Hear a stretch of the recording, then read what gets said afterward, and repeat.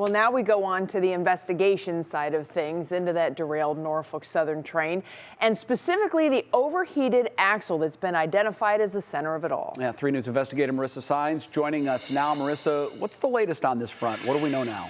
Jay, Betsy, good evening to you. So the NTSB preliminary report explained that the wheel bearing on the 23rd train car was 253 degrees over the ambient temperature when the train derailed. Now, I spent the day on the phone with experts talking about not only wheel bearings, but the detectors that signal their temperatures to the crews.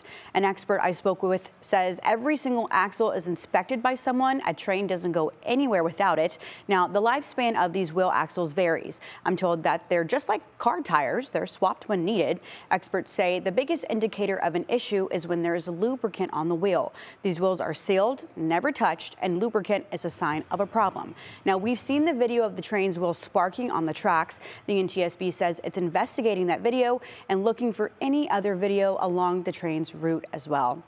Now, in the report and in yesterday's press conference, the NTSB only provided preliminary information. Questions surrounding if this wheel was in fact showing signs of lubricant and the inspection history remains unknown as they continue to investigate. All right, Marissa, there was a lot of talk about what's called the hot box detector, and I'm guessing that's what triggers the crew in terms of what that temperature reading is. Right. Do we know anything more about those and Sure. what they're looking at? Sure, yeah. So they're called hot box detectors or wayside detectors, and they are spread out across train tracks all over the United States. It reads for many things like counting axles, taking temperatures, and plays to a speaker to the crews at the front of the train. Now, according to experts, these were invented as the industry began to eliminate the cabooses of trains, and as trains got longer. We'll talk about their role in the 6 o'clock newscast. Yeah, this train was not small. I mean, it was very long, huge. Very long. Yeah. So yeah, that's an interesting factoid and the technology. We get a little insight into the technology they have on these trains, which is playing a major role in the industry today, as